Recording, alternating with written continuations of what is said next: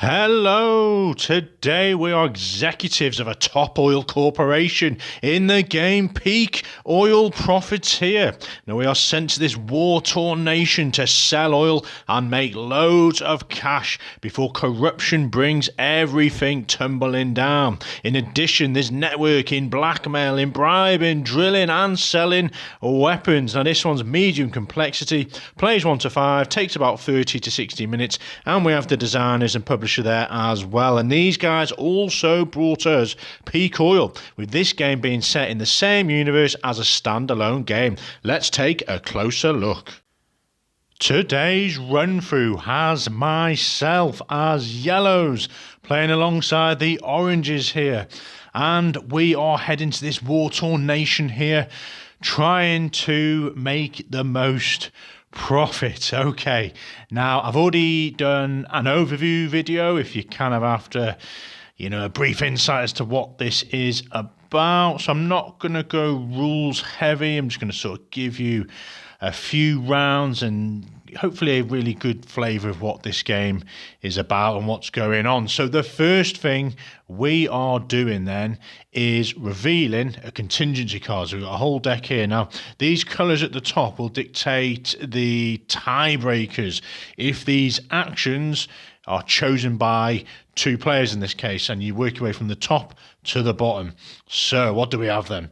We've got a corporate lawyer, so we can buy drilling rights. So you don't need a matching leader, and each matching leader grants you a discount fee, which makes got no sense to it at all at the moment. So we'll put that there, and if anyone buys it, I'll give you a demo of what that does. Now, in terms of the setup, you've got a certain order as to how you've shuffled and arranged these contingency cards. So there's always 2 of these consultants at the top, and you'll always start off with one of these cubes on each of the factions. So you got National Liberation Front, the government in brown, and the guerrilla faction there in red. And you've got a little marketplace here, and this is your corruption. Once you get to 100, game over. You have one final turn. Now you've got all your leaders just sort of hopefully in camera view here. There's 3 leaders of each type. I'll go through what they are. We've got a few blackmail cards just out of camera view as well. Each player starts with $5 million. You've got your 5 action cards, and we've randomly chosen a leader as well. So we've revealed a contingency card. What do we do next? So each player will have their hand of 5 actions, and you will pick an action, place it down. This is all simultaneous, and then you will call from 1 all the way up to number 5. And when your number appears, you will reveal your card and undertake your action. So let's just say number 1 then. Yellows are going for a bit of networking. And let's say oranges have gone for networking. So they've both placed their cards down. We then reveal, we go, right, who's chosen number 1? They both reveal. So we're going to the tiebreak, and we can see working top to bottom, yellow will be first, followed by orange. And if it's obviously a higher player count game, you can see how crucial that may be. So what is networking? Now, before you actually do your action, you have a chance to blackmail, which is using any of these cards you may have attained throughout the game, and I'll give these another shuffle, but these represent these leaders, and it's a way to kind of attain those into your possession, because at the moment they're uncontrolled, and any you have in front of you are controlled, and that matters in terms of costs you may have to pay if you're trying to bribe them. So you may spend a blackmail card now, which we haven't got any, or you may use a religious leader, which is one of these tokens with a beard on it. We haven't got any of those either. So that's the first thing you could do. Down to the action then. So what is networking all about? So first off, you're going to draw a blackmail card. So you're keeping these for future rounds. So what have we got then? This is obviously secret. We've got a military leader in red, so we will keep this next to us for now and demonstrate how that works. The next thing we can do is bribe a leader. Now, this is going to cost us. If it's uncontrolled, we pick one of the colours. So you got the government, you got the blues and the reds as well. Now you look here and you can see the X on the sort of card matches this. This is going to be the cost to the furthest right of the faction you are choosing. So if we want to take, say, this political leader for the government, we look at the government, the furthest right cube, we work our way down because it's going to cost us 2 million to bribe that official. And you want certain leaders because they give you certain benefits, which I'll go through in a minute. Now, if that particular leader was controlled by your opponent, for example, the orange players, this orange corporation has the military leader for reds. I could bribe them and take that off them. I would pay, I look at the red faction here, I work my way down 2. So I'd pay 2 million to them and 2 million to the bank, and they can't stop me pinching it. So that's one way to get a token as well. So the difference basically is blackmailing. You'd spend one of these cards and you take one of those. Now your opponents can also put up a fight if they have a matching blackmail card, but we can't actually do that on network, and all we're doing is taking a blackmail card and potentially bribing, which well, let's give you a demonstration of that then. So we are going to look at the red faction, and it's going to cost us 2 million. So we are just going to get some change, and we are going to pay 2 million to the bank, and we're going to pay 2 million to this player here for bribing this leader, which now comes into our possession. Probably not something I would spend my money on straight away, but we're hindering the Orange Corporation from having that military leader. Now, what do these leaders do then? So you have politicians which have the sunglasses, and these allow you to buy the drilling rights for no cost, which is very valuable and saves you a lot of money. You've got the military leaders with these kind of caps here, and they will pinch 10 million when an opponent tries to sell oil at a port that faction controls. And finally, you've got the religious leaders with the beard, which allow you to attain either the politician or the military leader in the same colour faction as that religious leader. So it's a way to kind of, if you can't get the blackmail cards to do it and you haven't quite got the money to bribe, you can use this instead to just pinch that leader for your mischief. Okay, so we have utilised this card. We'll just put it back in our hand because you can use that action again on your next turn if you want. Over to the Orange Corporation then. They are going to draw a blackmail card, and they have got a politician for the government. Keep that secret for now. And are they going to bribe? Okay, so they may bribe one of these tokens here. They're probably going to go for one of these a bit cheaper. And let's just say they are going to go for the military leader for the government. So we look at where the furthest right cube is for the brown faction. It's on a 2. They take the token and they pay 2 million to the bank. And because it was uncontrolled, they are not having to pay a cost to an opponent as well. Okay, that was literally networking, and everyone has had their turn. We then take the next contingency card, and as I said, we've got another consultant here, a mercenary. We can sell oil. When we do sell oil, you pick one player. This round, that player must not steal oil from you. Very nice. So what we're going to go for next then? So these guys, let's just demonstrate number 2 here. So they've gone for number 2, and these guys are going to go for, we can't really afford number 3 yet. Right, these guys, yellows are going to go for number 3, and that will make sense in a second why. And there we are. And oranges are going to go for number 2. Okay, so they've placed their card down. So we reveal the contingent card. Boom, number 1. We then go, right, who's got number 1? No one. Number 2. So oranges are up. So they do their action. And there was no tiebreaker in this case. So they are selling weapons. Now, when you sell weapons, you need a leader of the faction that you wish to sell weapons. In this case, they've got a leader in the government. And they look at that faction, so it's the government, the Browns. You go to the furthest right again, you come down and you match this sort of little gun symbol. All these symbols nicely match up to your cards. And you can see the figure here is 6 million. So they are literally selling weapons and getting 6 million. So it's a very nice way just to earn some money. And that next thing you do as well, so that's gaining the money from the faction. You then place a troop out, so you place that matching faction, and you place it on the starting location, so the government, and we're rolling the dice. We've got a 1. Now you can see this territory has got sort of dice pips around it. So you look for number 1, and that token is moving in to the main coastal region here. Now, if this particular spot had a token in each of the spots around it, you wouldn't start there. You'd pick one of these other locations and then you'd roll the dice.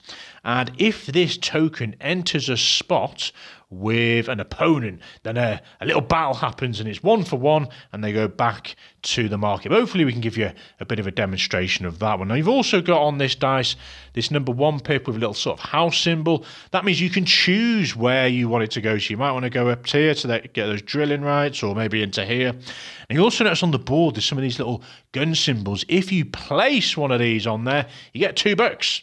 But if you move into one, you don't get the $2, unfortunately. Okay, so we have placed one of our troops. So who's got number 3? Yellows are up. They got number 3, which is buying drilling rights. Now, again, you need a leader to be able to do this. And we're looking at the board. So we've got 6 of these kind of rigs. Ignore the numbers. That's for the solo play. And you can now build one of your 2 onto one of these. But it's going to need a leader. There is one here, the leader. It's the blue faction. None of these have factions on them. Have we got a blue leader? Yes, we have. And it's a politician, which means we don't have to pay the cost. Now, if it wasn't a politician and you had the military leader or the religious leader, that's fine. You can still place and buy drilling rights there. But you look at here, you see the blue faction, you come down, and it's going to cost you 4 money. Again, the symbol matches the symbol, but this politician lets us place this at no cost. Okay, so everyone's done their actions. We then do the same again. We reveal the top card here. And we have an event. So there's people starving. Now, the top aspect is to do with if someone chooses the contingency action, which is number 5. So no one's done that yet. But you always do the bottom one. So it says increase corruption by 1. We're at 94%. And it says return 1 troop cube from the faction track with the most troops to the box. So 1 troop cube from the faction track with the most troops to the box. So these 2 are split, and you usually go to the highest. So what we're doing, returning 1 troop from the faction track with the most troops. Oh, so it's going straight to the box, right? That's interesting. There's people starving, and we've removed a cube from the box. Okay, so that one goes there. And if people do action 5 contingency, they can do this sort of action at the top here. Okay, so what actions are these guys going to pick then? We've demonstrated 1, 2, and 3. Let's just go for number 4 for the Yellow Corporation, and let's do number 5 for the Orange Corporation. So, who's got number 1? No. 2? No. 3? No. Number 4? Yellows are up. Now, number 4 is all about selling oil. Now, I should add, these little icons at the bottom, ignore those. They are for the solo play. So, what happens when you sell oil? You're going to gain some money. Now, we look at the yellows. They have bought the drilling rights, so they can sell oil. You can't just sell oil if you haven't got one of these sort of derricks out. Now, the oil path, you can see it flows down these lines and it has to go to the port. This particular port is controlled by the government, the brown faction. So how are we going to figure out our revenue from selling oil then? So we look at the actual port, and that port is controlled by the government. We look at the furthest right cube. We come all the way down to where the symbol matches that one. We're going to get 33 million. That is a lot of money, so very lucrative for selling oil. But does our opponent control the port there? Yes, they have a military leader. So they are going to pinch 10 million from our revenue. So we're getting 20, well, we're getting 33, but we're paying 10 of that to the military leader who occupies the port there. So that is why you want these military leaders. And that's why you want the politicians, so you can place and get the buying drilling rights for no cost. So they then remove this token, and that is being used up. You're going to have to do that action again to get that out to then sell oil. Okay, that was number 4. And it kind of reminds you on this reference sheet I've got here, you know, still oil, the military leader receives that. Now, if the yellow player owned the military leader, they would just get the full amount of 33. Now, a couple of instances then. Let's say, you know, there's been a few battles and this token was no longer here. You can still sell oil, But because there's no faction there, you're going to get this little grey revenue icon at the bottom, which is 15 million standard. And 10 million of that may be pinched by the opponent who has this particular military leader as well. Equally, if there's no one at the port, no faction, you can still sell oil, but you're only going to get that 15 million. But this time, no one's pinching 10 million off you. So you at least need a faction in this spot and this spot. Doesn't matter which type or which faction is. They can be different, like in this case. That is when you're going to get the big bucks. Okay. So number 5 then, Orange Corporation are up, and they're literally going to take a consultant, if there was one there. So if they'd have done this last round, they would have had this mercenary, keep it in front of them, and they get to use that from round to round. But instead, they are using the event here. So People's Storm, they're going to take $8, and they're going to increase corruption by 1. So maybe that's their plan to speed the game up a little bit. We then discard this one, which kind of reveals one of the bottom ones there. So if multiple players were doing this action, you'd follow the tiebreakers, and then that person would have a chance to buy this mercenary. Now, you can see if the deck runs out, there's the option to get $5 there. So everyone's done their action, and let's go and reveal the next one. So we've got another consultant. Now, we kind of demonstrated all 5 actions. So just to recap, 1 is about networking. It's about getting these blackmail cards and bribing leaders, because you want these, because you want the politicians to get free, no costs. You want the military leaders so you can pinch some of that money from people selling oil. You then can have the option to sell weapons, and that's generating new sort of revenue. You can buy the drilling rights, which was number 3. You can then sell oil once you have those drilling rights. And contingency, you can take a consultant, or you can do the action, whatever's on the top card here. So back around, I think yellows are in a position where they've got a lot of money. They've just sold oil, so they're going, and they got this leader here. So they're going to go and choose number 3, which is the placing, buying the drilling rights. So these guys also have a little bit of money because that military leader paid off, but maybe they want to kind of sabotage the yellow opponent because they kind of think they're going to maybe build those drilling rights and use this politician again. So they're going to get in there quickly and go for networking. Okay, so we'd revealed the contingency card. Who's got number 1? And orange is up. So before they do their action, remember, you can use your blackmail card. And let's just say this was blue. They could discard this card, and they could pinch this off that player, and that'd be it. Now, if these guys had a blue politician card, they could go, hold on, no, I'm playing my card. They'd both be discarded, and that would stay with them. But in this case, we haven't got those particular blackmail cards. These guys, do they want to blackmail this leader? Well, the brown faction at the moment, the government, aren't on a rig, so it's probably not beneficial to use that just yet. Are they going to bribe? Yes, they are. They are going to take this politician here to cause a bit of mischief. Now, we look at the blue faction. We come down. It's going to cost 3 million to the bank and 3 million to this player as well. So at least they're getting paid out, and they can't block that bribery from happening with any blackmail cards. Okay, so they've pinched that politician. Number 1 is done. Okay, that's back to them. Anyone got 2? No. Yeah, we got number 3. So they were going to go here to do the drilling rights with no cost, but they can no longer do that. They can't place any drilling rights out because they've only got the red faction, and the red faction isn't on a rig. Now, in this case, if you can't do your action, you can just forfeit that action, and you have to do action number 5, which is contingency.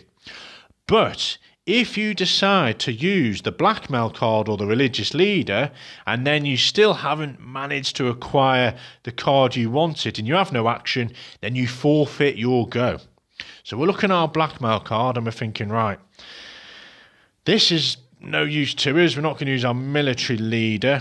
And that's pretty much the only option we got because we've got no religious leader either. So we're going to have to forfeit our go and do contingency action number 5 instead. which is this operations advisor. And that says, by drilling rights, you may move one troop first. Okay, so that's the one we're going to take. And we keep this next to us.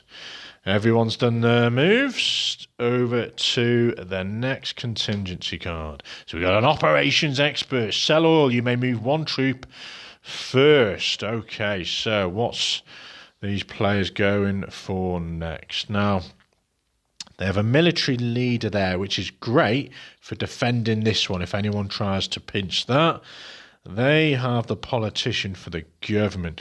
So maybe they want to spread influence across the board. And the best way to do that is to sell guns.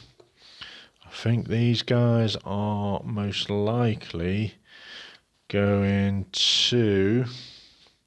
I think they're going to build drilling rights because they now have this politician.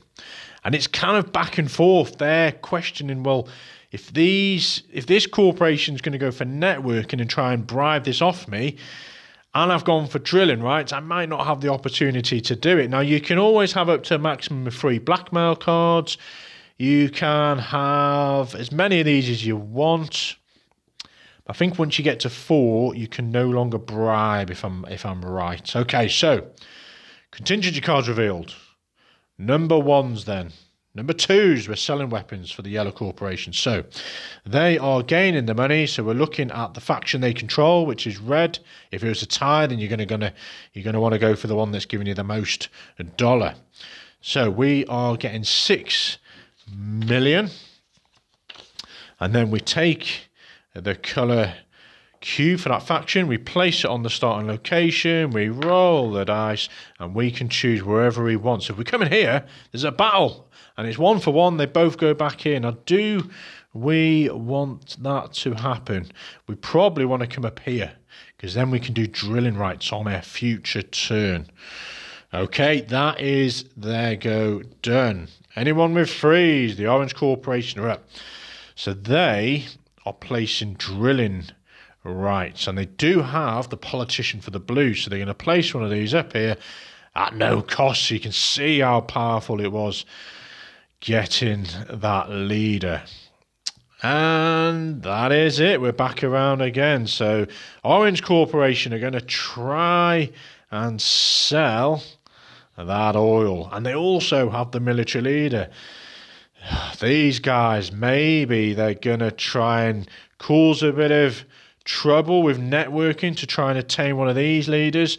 Or maybe they're just going to concentrate up here and place down some drilling rights as well, which they're going to do. So you can see the decisions you have to make to either, especially the 2-player game, it's affecting your opponent, or you're trying to do your own game here. Now, obviously, at the end of 100%, you get one more round, and whoever has the most money is the winner.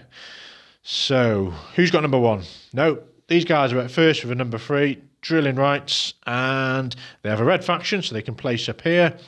It's not a politician, so they're going to have to look at the red faction furthest right, and they're paying 6 million to do that.